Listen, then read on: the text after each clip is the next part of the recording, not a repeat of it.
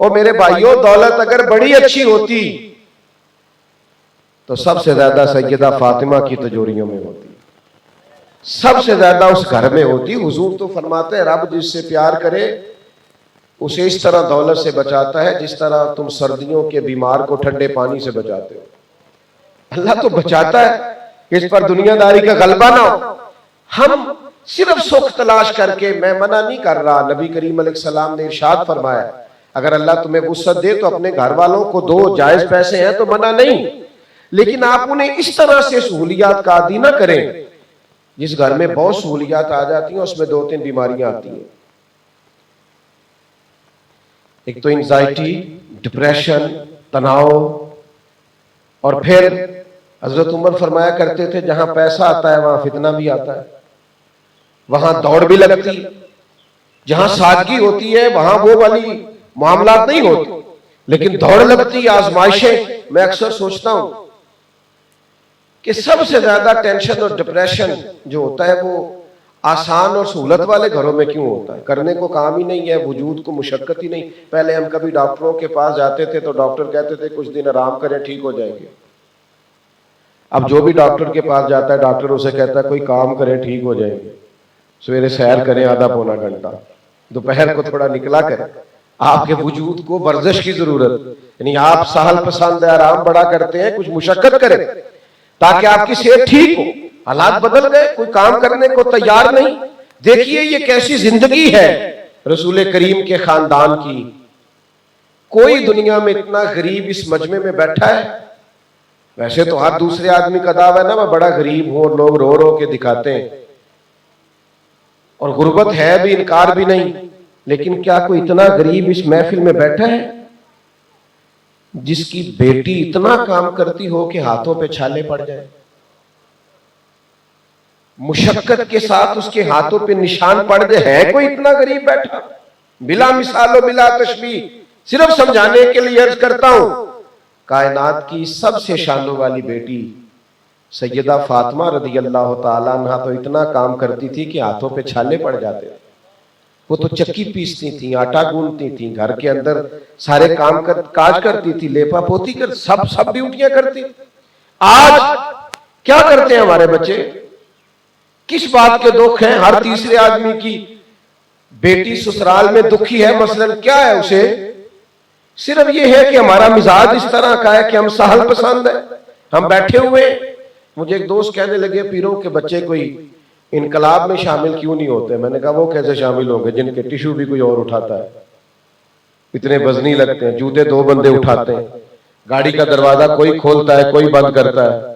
आप इनसे तवक्को करेंगे जिनको धूप बहुत ज्यादा लगती है, जिन्होंने हर जगह 4-4 एसी लगा रखे, ये इनकलाब बर्पा करेंगे? ये तो बेचारे सहम जाएंगे, डर जाएंगे। इनकलाब वो लोग बर्पा करते हैं जो सैयदना फारूक आजम की तरह, अगर नींद सख्त आ जाए तो जमीन पर रोड़े भी पीछे हों तो वहां भी पत्थर का तकिया, मिट्टी का तकिया बना के आराम करने लगते हैं। आपको मुशक्कतों की आदत ही नहीं, आपका मिजाज ही नहीं, आपकी तबीयत ही नहीं, आप थोड़ा सफर ही नहीं कर पाते, आप कोई तकलीफ सहने की आदी नहीं है। तो सबसे पहले तो अल्लाह के रसूल अलैहिस्सलाम ने अपने खानदान को, अपने घर को हुजूर ने मुशक्कत का आदी किया। उनको वो वाली आसानियां सहूलियात नहीं दी, बल्कि उस वक्त जब बड़ी वुसअत आ गई, जब हजारों दिनार माले गनीमत में लोगों को मिलने लगे, उस वक्त भी बुखारी में हदीस मौजूद है, हजरत अनस बिन मालिक फरमाते हैं असर की नमाज पढ़ के अल्लाह के रसूल इतनी तेजी से घर गए कि ये मंजर पहले कभी नहीं देखा था। हम बड़े हैरान थे कि मसलन क्या हो गया, ना कोई पैगाम आया है, ना किसी ने आके कुछ कहा, इतनी तेजी से हुजूर तशरीफ ले। और कुछ ही देर के बाद करीम वापस भी आ गए। तो दुनिया में सबसे ज्यादा जो माहिर नफ्सियात हैं वो मदीने वाले महबूब हैं।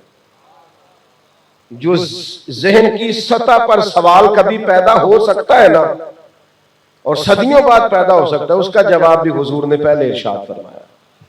दीन क्या करता है? आपको इंशराह सद्र देता है। जो बहुत सारे लोग माज़अल्लाह खुदकुशी की तरफ रगबत करते हैं, डिप्रेशन है, एंजाइटी, दीन नहीं पढ़ा हुआ। हम जब मदारस में पढ़ते हैं ना तो हमारे साथीज़ा, मैं कोई मुश्किल बात नहीं करना चाहता, लेकिन जो लोग थोड़ा बहुत दीनी तदरीस से वाबस्ता हैं, हमारे इस्तिदा ने काम करते हैं, वो इबारत पढ़ते हैं तो कैसे इस इबारत पर ये एतराज वारिद होता है, वो पहले खुद एतराज करते हैं, फिर खुद जवाब देते हैं, खुद सवाल और खुद, यानी जो कभी किसी शागिर्द के ज़हन में बात उठनी है उसको आज तैयारी करा के भेजो। आज दीन क्या करता है, आपकी तसल्ली कराता है, आपकी ज़हनी आसूदगी का बायस बनता है, आपकी नफ्सियात में कोई चीज ऐसी नहीं रहती फिर जो आपको परेशान करे। अल्लाह के रसूल सल्लल्लाहु ताला अलैहि वसल्लम ना नफ्सियात बड़े करीब से महबूब समझते थे, क्योंकि अल्लाह ने मखलूक का रसूल बनाया हुजूर। तो सरकार वापस आ गए। अब लोगों के ज़हनों पर सवाल उभरा हुआ था कि हुजूर इतनी तेजी से क्यों गए। तो महबूब फरमाने लगे, तुम सोच रहे होगे मैं इतनी तेजी से गया और इतनी तेजी से क्यों आया, और पहले कभी ऐसा नहीं हुआ। या रसूलल्लाह बिल्कुल सोच रहे हैं। तो महबूब फरमाने लगे, घर में ना कुछ सोना आया था तो मैंने सारा बांट दिया, तो नमाज पढ़ी तो मुझे ख्याल आया एक डली, एक टुकड़ा सोने का पड़ा हुआ है। तो मैंने कहा कहीं देर ना हो जाए, फौरन वो भी जाके अल्लाह के रास्ते में खैरात कर। घर में इतना भी माल पड़ा नहीं रहने देना चाहता। आप सुन्नत और शरीयत के इस जाविये के अंदाज में जरा अपने घर को मुरत्तब करके तो देखें। वो जी लोग फख्र से बताते हैं, वो कहते जी मैं ना जी वो घर में कल मर्जी की चीज नहीं पकी हुई थी तो मेरे बच्चे ने मोबाइल तोड़ दिया। तो मैंने कहा ये फख्र वाली बात है,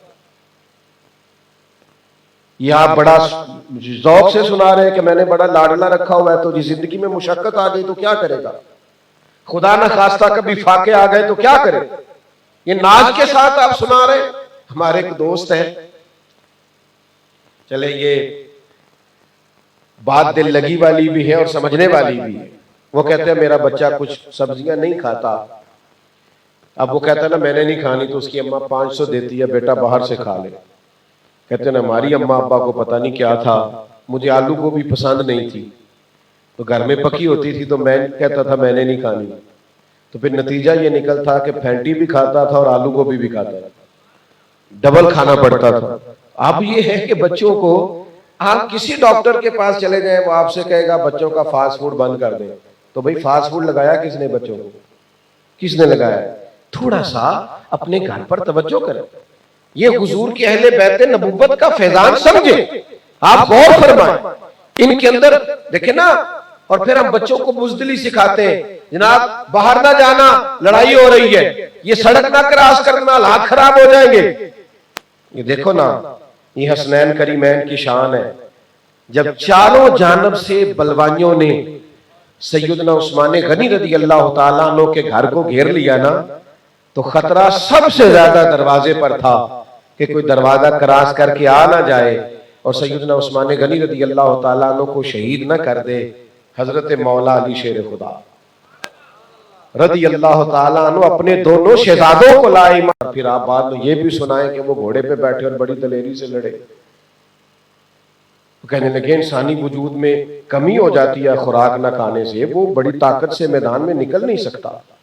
तो आप बड़ी दलेरी से आप इस बात को बयान कर देते हैं।